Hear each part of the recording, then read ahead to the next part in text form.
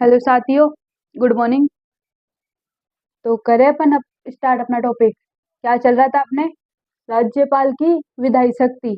राज्यपाल की विधायी शक्ति के बारे में हमने पिछली क्लास में पढ़ा था, विधानमंडल के गठन के बारे में। ठीक है, अब अपन आगे चर्चा करते हैं। आगे सुनो। राज्यपाल राज्य विधानसभा में एंग्लो इंडियन मनोनीत कर सकता है, एक एंग्लो इंडियन सदस्य मनोनीत कर सकता है। ठीक है, लेकिन 104वें संविधान संशोधन द्वारा 104वां संविधान संशोधन कब हुआ था? 2019 में। 104वें संविधान संशोधन द्वारा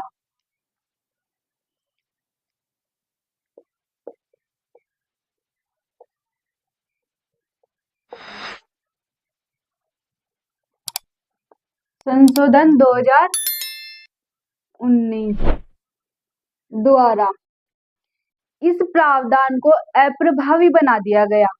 कौन से प्रावधान को? कि राज्यपाल विधानसभा में एक एंग्लो इंडियन सदस्य मनोनीत करता था।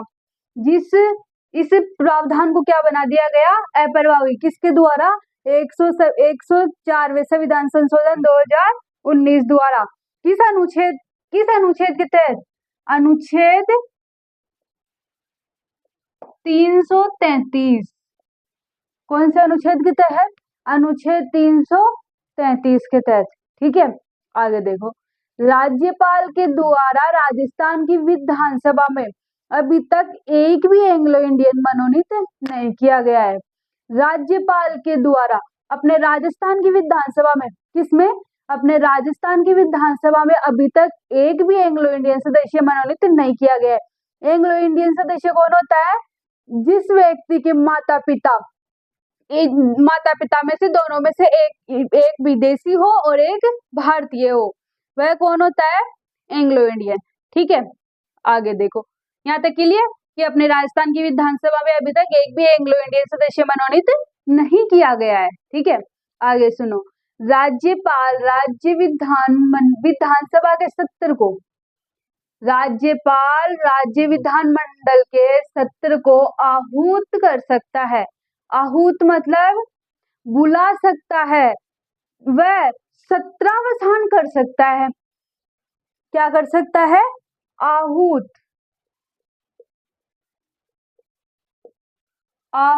व सत्रावसान कर सकता है। कौन से अनुच्छेद के तहत? अनुच्छेद 174। कौन से अनुच्छेद में? अनुच्छेद 174 में। ठीक है, यहाँ तक क्लियर। आगे सुनो। राज्यपाल विधानसभा का विघटन कर सकता है या उसको भंग कर सकता है। क्या कर सकता है? विधानसभा का विघटन कर सकता है या भंग कर सकता है। ठीक है, कौन से अनुच्छेद में? अनुच्छेद 174 के तहत।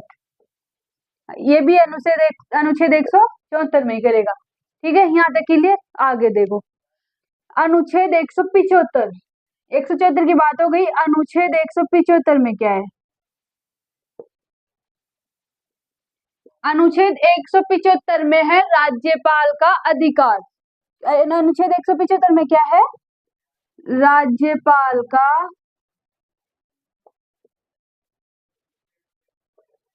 अधिकार। राज्यपाल का अधिकार क्या है? देखो, राज्यपाल का अधिकार है संदेश भेजने का। राज्यपाल को एक तो क्या अधिकार है? संदेश भेजने का, और दूसरा क्या है? अभिभाषण देने का। एक तो क्या हो गया? संदेश भेजने का। दूसरा क्या है? अभिभाषण देने का।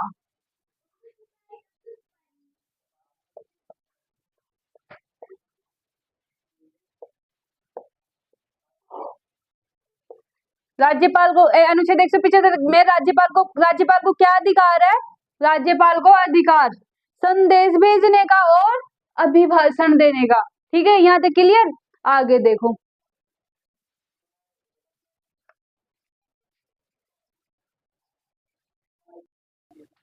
अब आगे देखो अनुच्छेद 176 में, अनुच्छेद 176 में देखो, 175 में हमने क्या देखा कि राज्यपाल को क्या अधिकार है, संदेश भेजने का और अभिभाषण देने का। ठीक है, इसमें क्या है, राज्यपाल का विशेष अभिभाषण, राज्यपाल का विशेष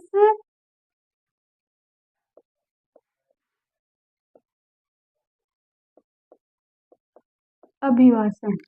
ठीक है, अनुच्छेद 176 में राज्यपाल विशेष अभिभाषण देता है, लेकिन वो दो विशेष परिस्थितियों में देता है। ठीक है, राज्यपाल राज्यपाल विशेष अभिभाषण कब देता है, दो विशेष परिस्थितियों में।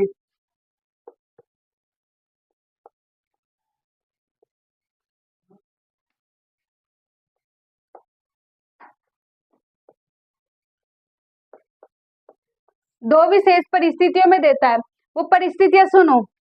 प्रत्येक वर्ष के प्रथम सत्र में, एक तो कब देता है, प्रत्येक वर्ष के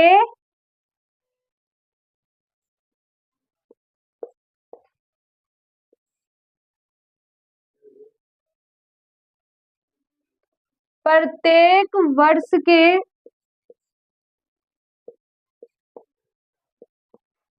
प्रथम सत्र में, पहला अभिभाषण तो कब देता है, दो विशेष परिस्थितियों में देता है ना, तो पहला तो कब देता है, प्रत्येक वर्ष के प्रथम सत्र में। दूसरा कब देता है, प्रत्येक नई विधानसभा के गठन के पश्चात होने वाले सत्र में। प्रत्येक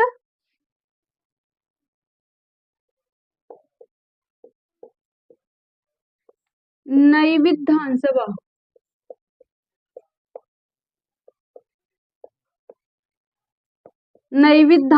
के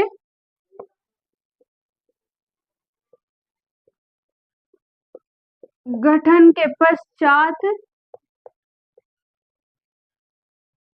होने वाले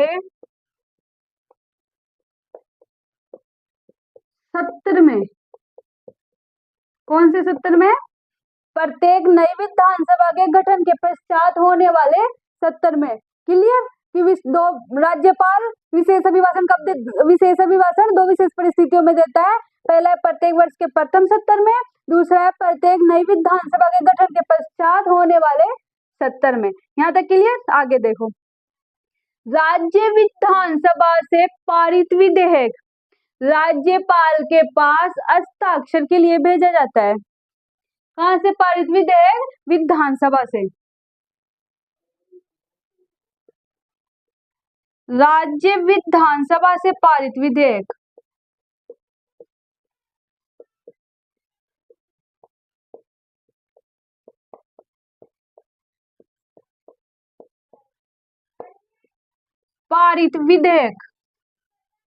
राज्यपाल के पास हस्ताक्षर के लिए भेजा जाता है। कौन से अनुच्छेद में, अनुच्छेद 200। कौन से अनुच्छेद में, अनुच्छेद 200 में। ठीक है, आगे देखो, इसके बारे में बताती हूँ मैं आपको। तो अभी हमने चर्चा की कि राज्य विधानसभा से पारित विधेयक राज्यपाल के पास हस्ताक्षर के लिए भेजा जाता है। कौन से अनुच्छेद में, अनुच्छेद 200 में। लेकिन राज्यपाल के पास 4 विकल्प होते हैं।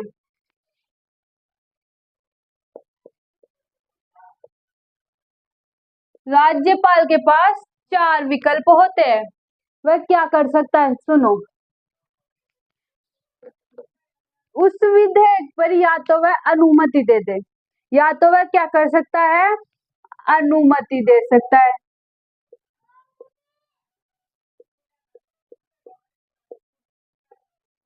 अनुमति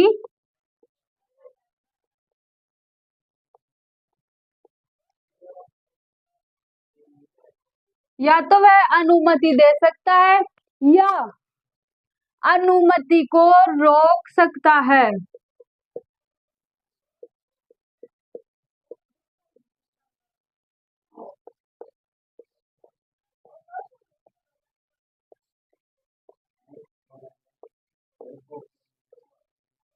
क्या कर सकता है? अनुमति को रोक सकता है या उस विधेयक को पुनर्विचार के लिए भेज सकता है।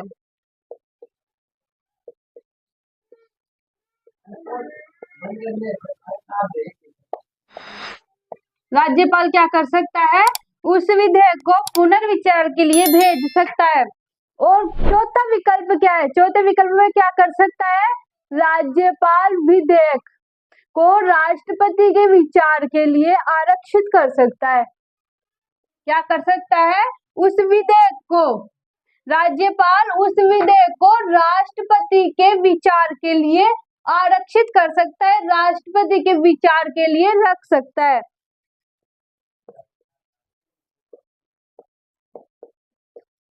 राष्ट्रपति के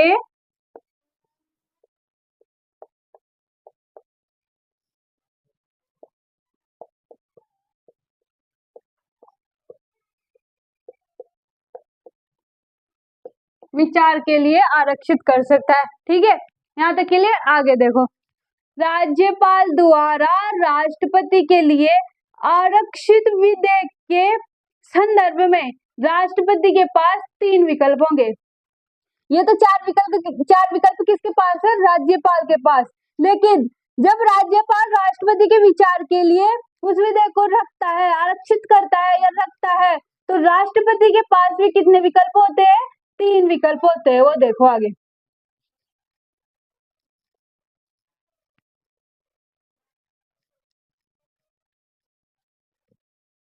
हाँ, तो देखो राष्ट्रपति के पास कितने विकल्प होते हैं?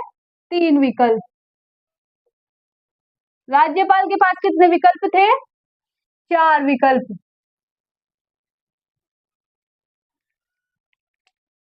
अब राष्ट्रपति के विकल्प देखो, राष्ट्रपति भी क्या कर सकता है? राष्ट्रपति भी उस विधेयक को या तो अनुमति दे सकता है। क्या कर सकता है? अनुमति। या तो क्या करे? अनुमति दे दे राष्ट्रपति। ठीक है। दूसरा क्या है? अनुमति को रोक सकता है।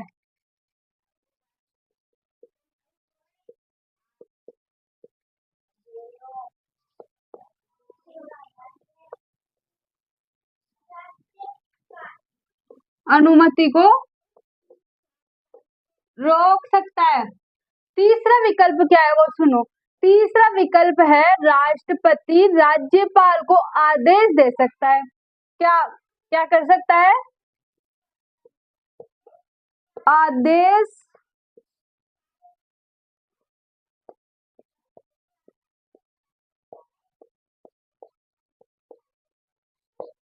आदेश दे सकता है। तो वो आदेश क्या आदेश देगा? वो सुनो कि वह राष्ट्रपति राज्यपाल को आदेश दे सकता है कि इस विधेयक को राज्य विधानमंडल के पास पुनर्विचार के लिए भेजा जाए। किसके पास भेजा जाए? विधानमंडल के पास। वह पारित विधेयक था, उस विधेयक को राज्य विधानमंडल के पास किसके लिए भेजा जाए? पुनर्विचार के लिए भेजा जाए। पुनर्विचार के लिए भेजा जाए। यहाँ तक क्लियर? आगे देखो, राज्य विधानमंडल इस विधेयक को 6 माह के भीतर संशोधन सहित उस पारित विधेयक को पुनः राष्ट्रपति के पास भेजेगी। क्लियर? वापस सुनो, राज्य विधानमंडल इस विधेयक को 6 माह के अंदर 6 माह के अंदर संशोधन सहित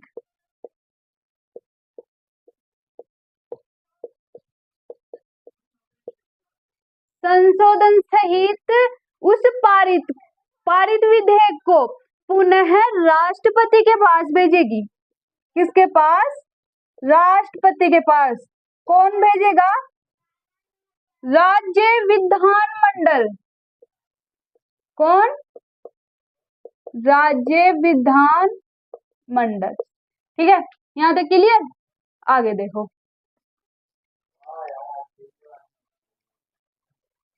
यहां तक क्लियर है। अब आगे देखो, किसी विधेयक, कोई भी पारित विधेयक है, ठीक है, उसको राज्यपाल के द्वारा राष्ट्रपति के लिए रखना, राष्ट्रपति के विचार के लिए रखना। किसी विधेयक को,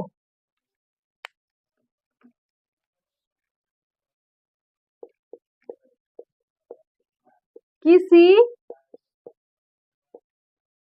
विधेयक को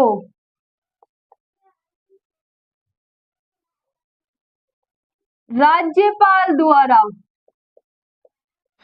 राष्ट्रपति के लिए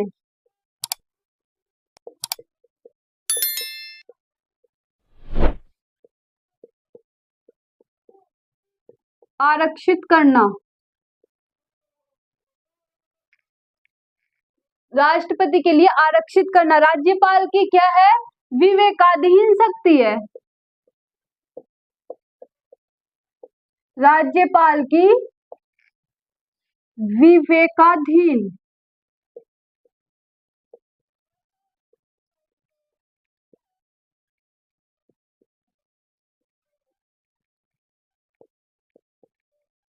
क्या है?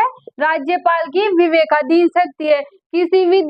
किसी विधेयक को राज्यपाल द्वारा राष्ट्रपति के लिए रखना, राष्ट्रपति के विचार के लिए रखना, राज्यपाल की कौन सी शक्ति है? राज्यपाल की विवेकाधीन शक्ति है। ठीक है, यहाँ तक क्लियर? अब आगे अपन नेक्स्ट क्लास में चर्चा करेंगे। ठीक है, आज के लिए इतना ही, धन्यवाद।